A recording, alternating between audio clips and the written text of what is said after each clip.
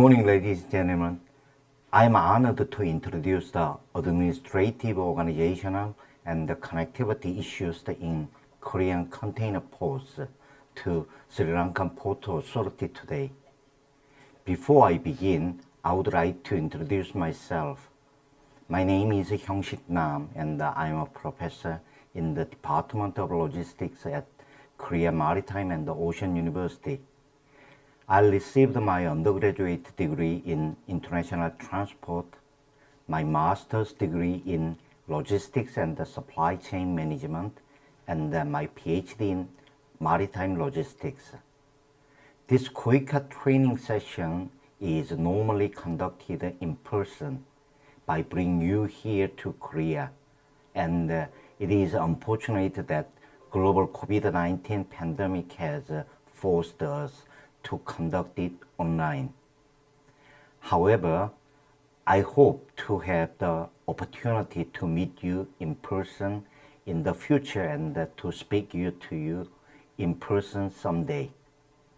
I visited Sri Lanka Port Authority in Colombo in the summer of 2019 to attend a meeting and also had the opportunity to tour the port. In particular, today's lecture will be even more meaningful for me because my friend Mr. Surya Bandara, who has completed his master course at our university, is currently working over there. Today, I will be discussing administrative, organizational, and connectivity issues in ports from the Korean container ports perspective. Since the 1970s, Korea's maritime industry has been the key economic driver of all the nation's industries. State-of-the-art technology is Korea's leading global export, and it is spreading around the world through cooperative relationship between maritime industries such as shipbuilding, port, and marine transport. Currently, Korea is the world's leading shipbuilding nation, and it is fifth globally in terms of nationally flagged fleet. Busan's port, located nearby our university, is the world's seventh largest container port, and it serves as the hub of domestic and Northeast Asian maritime industry. Let's start the presentation. This presentation consists of 5 main parts: the role and the contribution of ports, the ports in Korea in terms of administrative organization and operating system, future trend of ports and port developments in Korea, case studies of container port connectivities in theory and practice, and lastly, smart port policy and development in Korea. Since the core theme of this KOICA training course is smart port, I think you will experience the lectures related to smart port from various experts. Korea's smart port policy is being developed based on 2 keywords, such as automation and eco-friendliness, centering on container ports, especially in the ports of Busan, Incheon, and Gwangyang. Korea's smart port development policy and the cases will be introduced in the last chapter. The first part of the presentation is a brief introduction to the roles and functions of ports in the country's economy and society. In the logistics system, transportation is the part that accounts for the largest cost along with storage, and although there is a difference depending on the countries and the cargo being transported, it is often known that the proportion is approximately 40 to 50%. Transportation plays a key role in international trade under several perspectives, such as facilitates the international production and distribution, level market prices and reduce the inventory, facilitate real-time control, reconciliate trade-off between customer services and logistics cost, promote competition between regions. Ports are one of the most important infrastructures as they are responsible for promoting trade activities and supporting economic activities. In particular, ports serves as a key part of the cargo distribution process, being both the point of origin and the final destination of the cargo.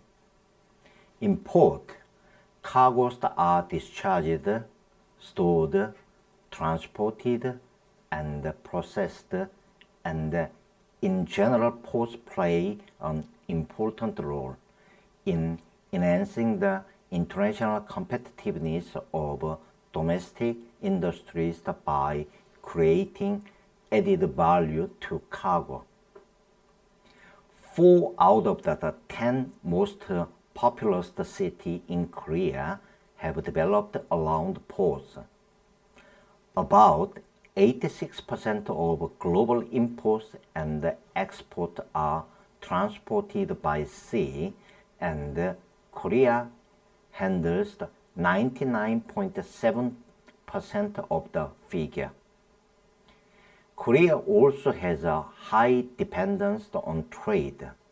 In fact, international trade makes up 64.5% of the country's GDP.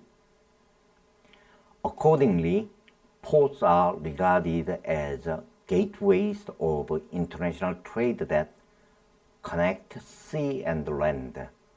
Therefore, ports play an important role in the development of the national economy, since they serve as a base for cargo distribution. Additionally, ports make a huge contribution to the development of the national and regional economy of Korea. Ports in Korea have been found to generate a national economy ripple effect of 25.4 trillion KIW, which is the $1 is currently about 1,280 Korean won, or 5.4% of the country's GDP. Busan Port, the largest container port in Korea, is known to cause a regional economic ripple effect of KRW 6.8 trillion, which is 22.4% of the GRP. In the past, ports played only the role of a node connecting the sea and land, but today ports are performing high-value logistics and businesses, such as the assembly, processing, distribution, and the trade of cargo, as well as cargo transportation, collection, unloading, sorting, packaging, storage, customs clearance, and sales information processing. In other words, modern ports go beyond the simple receiving and releasing role of ports of the past. As you can see in the diagram, port serves an important role as a transportation hub that facilitates goods movement, the distribution of freight, which including raw materials, parts, and the finished customer product, by all modes of transportation, including marine, air, rail, and truck. Multimodal transport or combined can be defined as the transportation of goods under a single contract, but performed with at least two different modes of transport. The combination can be sea and sea, sea and land, and sea and air. Each mode of transport has its own benefits.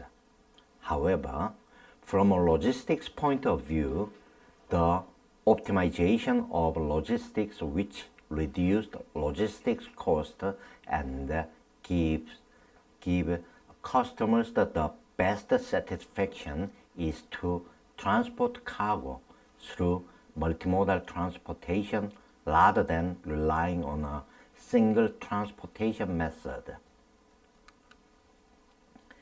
The picture shows the three different components of port connectivity.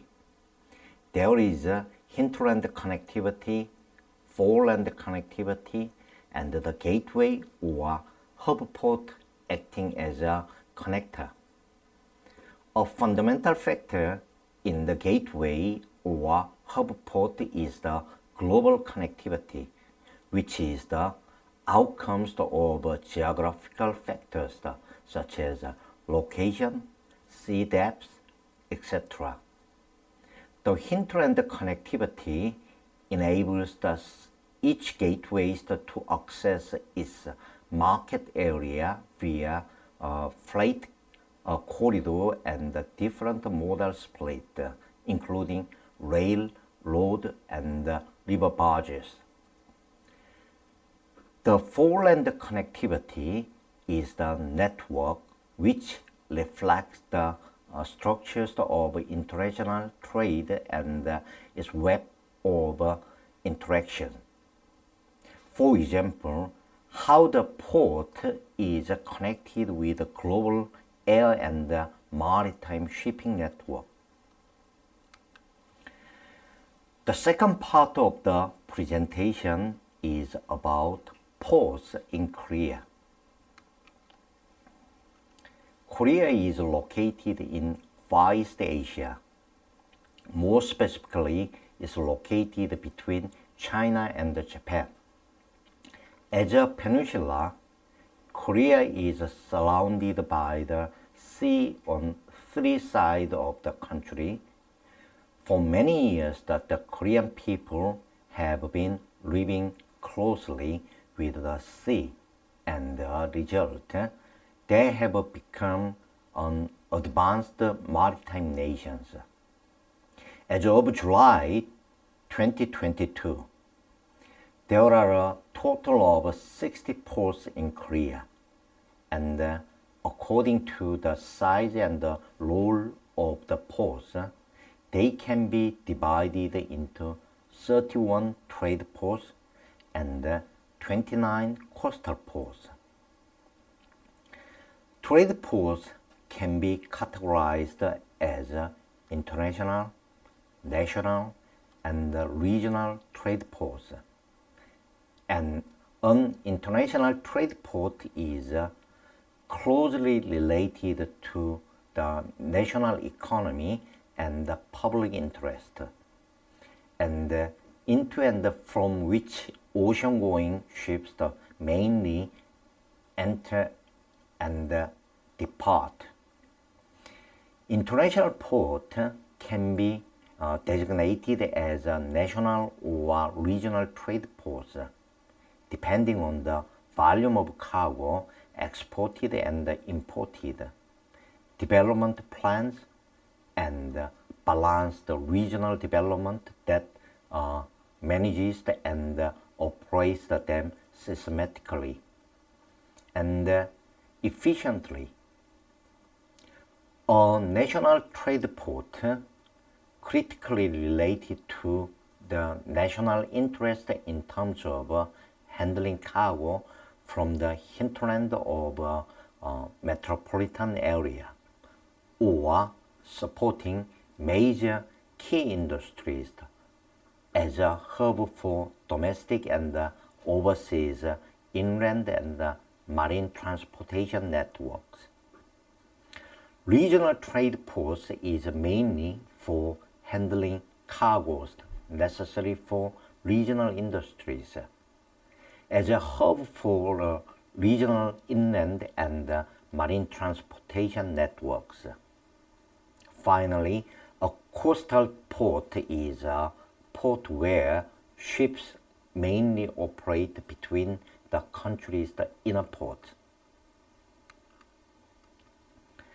In this slide, I will briefly introduce Korea's port master plan. All ports in Korea are being developed according to the National Port Development Plan. As you can see, the master plan is the highest. 잠깐만요. 아유, 갑자기. 잠깐만. 아까부터 이 목이. 어디서부터 할까요?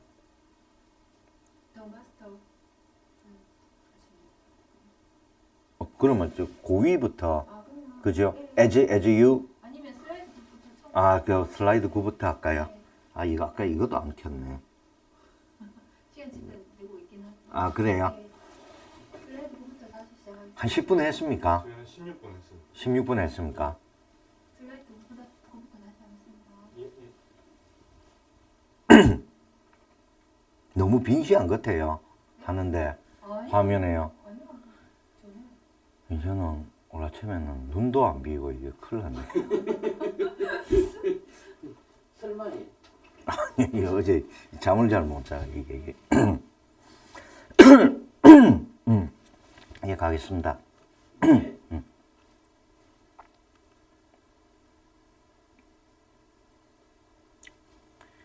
In this slide, I will briefly introduce Korea's port master plan. All ports in Korea are being developed according to the National Port Development Plan. As you can see, the master plan is the highest statutory plan in the port sector, according to the Article 5 of the Harbor Act, which itself is the highest level of port-related law in Korea. The Port Master Plan is established by the Minister of Oceans and Fisheries every 10 years to promote the development and efficient operation of Korea's ports. The plan has been presented 4 times since the first presentation in 1992, which followed the 1991 revision of the Harbor Act for the quantitative growth of Korean ports. I think that the infrastructure construction of Korean port was most active during this period.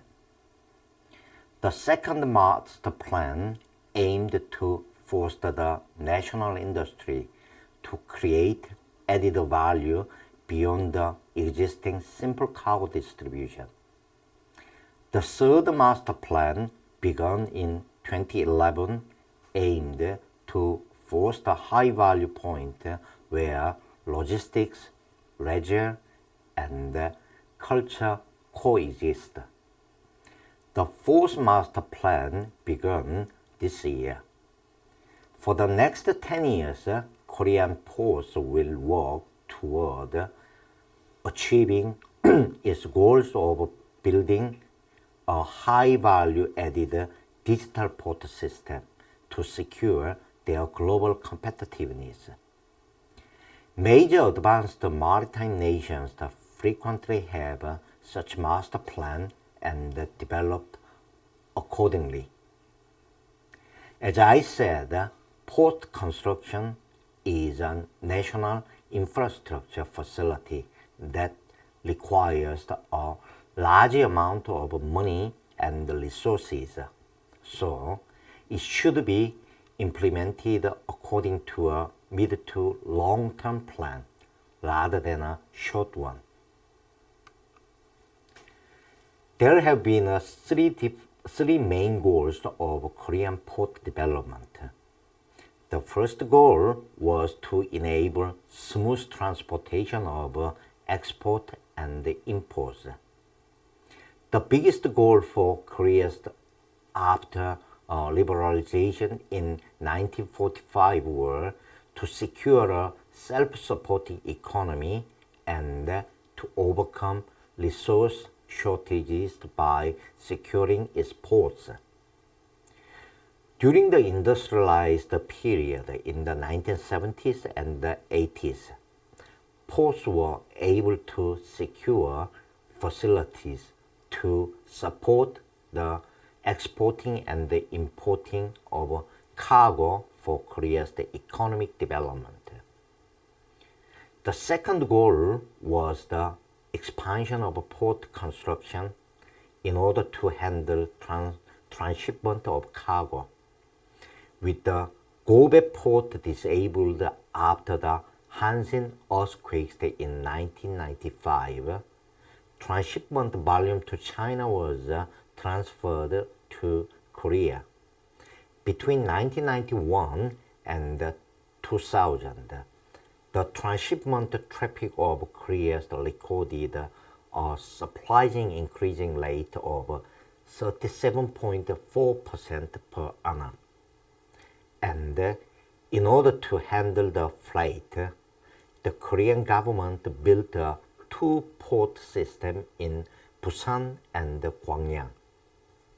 Lastly, Korea pursued the construction of ports for transshipment of high-value cargo.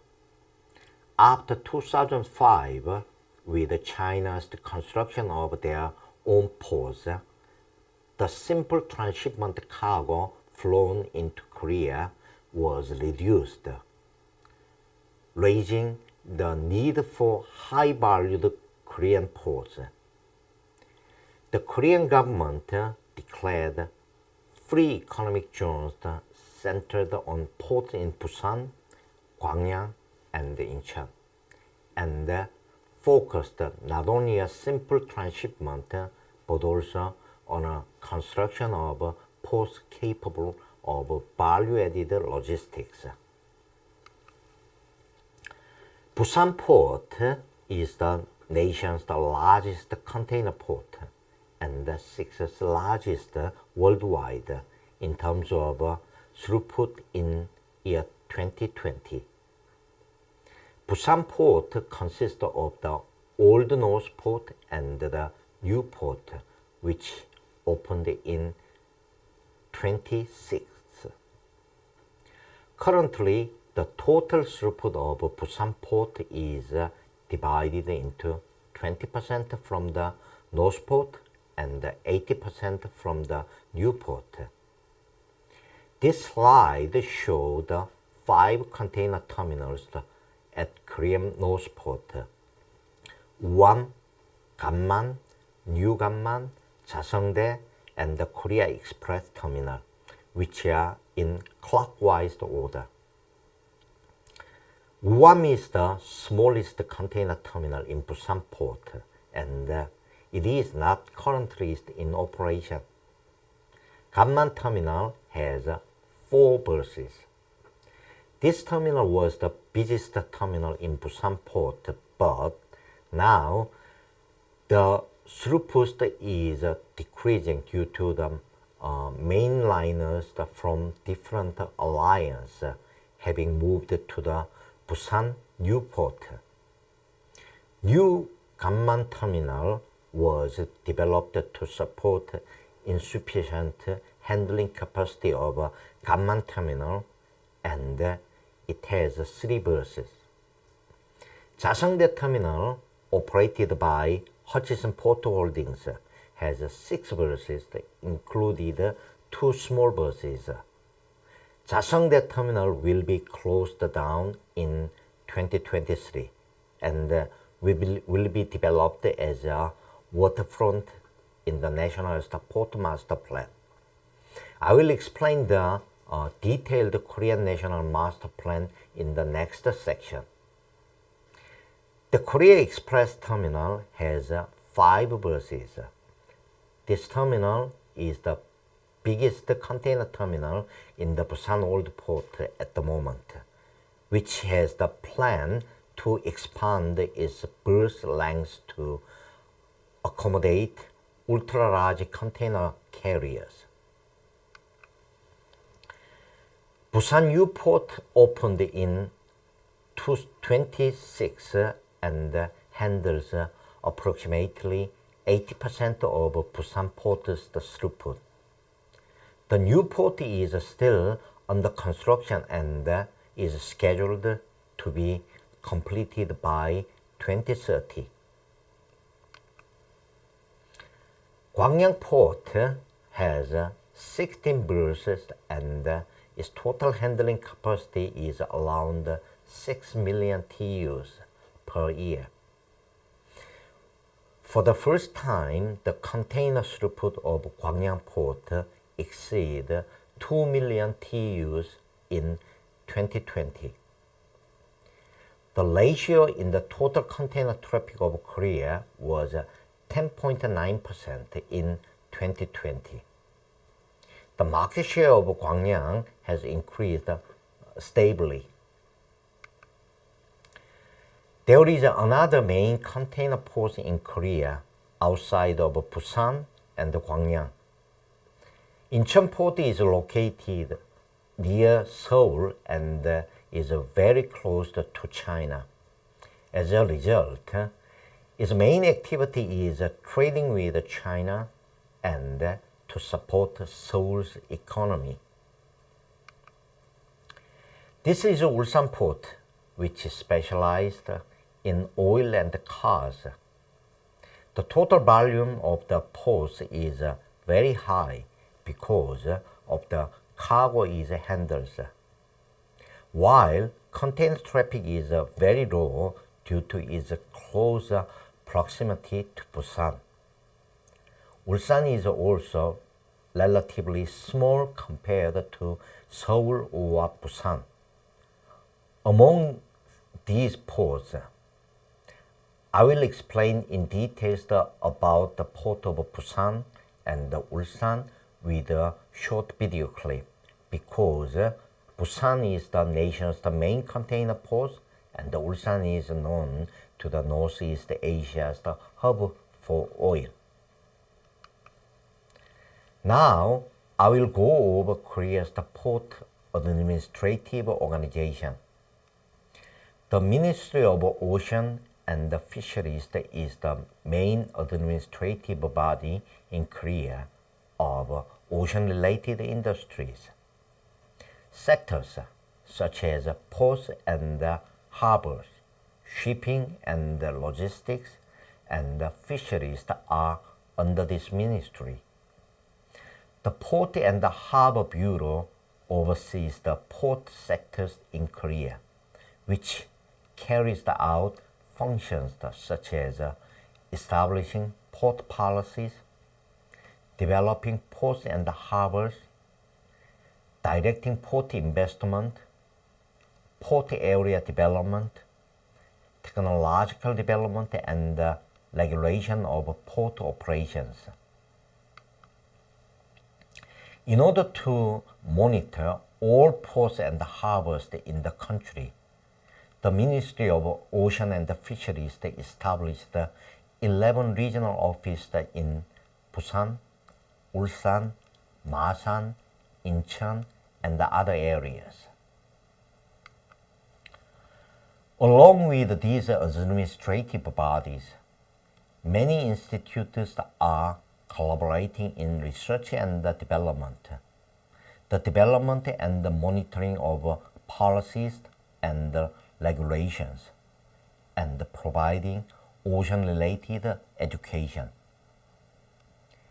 As indicated in the diagram, Busan and Incheon has two high schools providing maritime education, and several universities such as Korea Maritime and Ocean University and the Bugyong National University provides higher education in the maritime sector.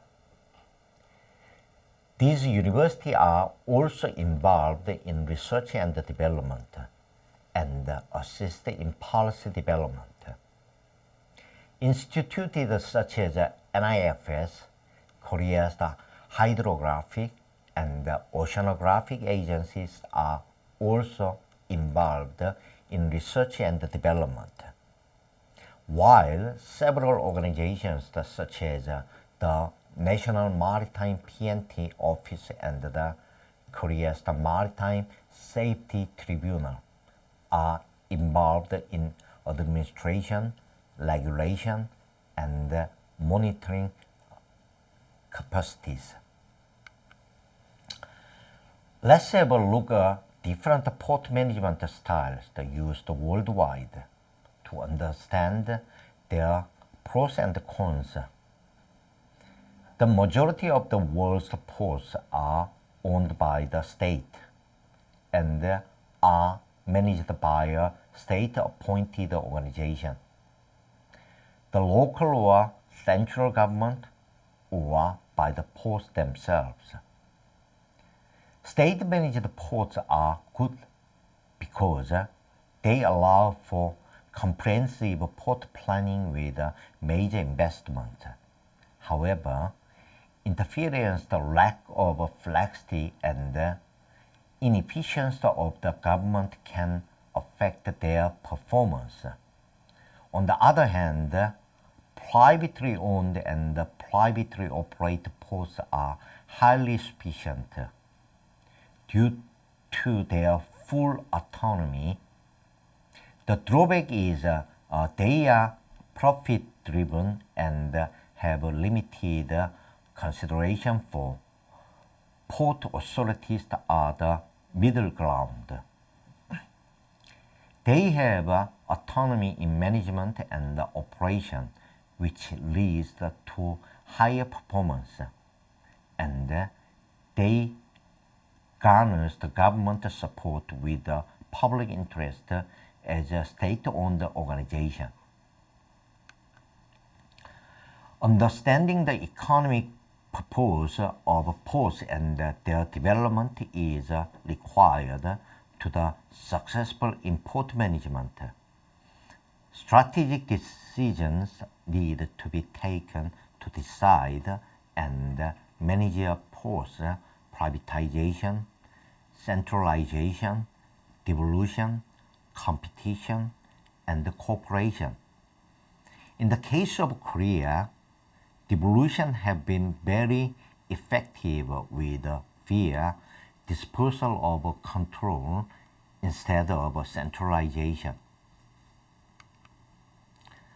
The decision of centralization versus devolution depends on the ability of the dispersed agencies to generate benefits in the face of their cost, as well as national policy with respect to defense, safety, pollution, and so on.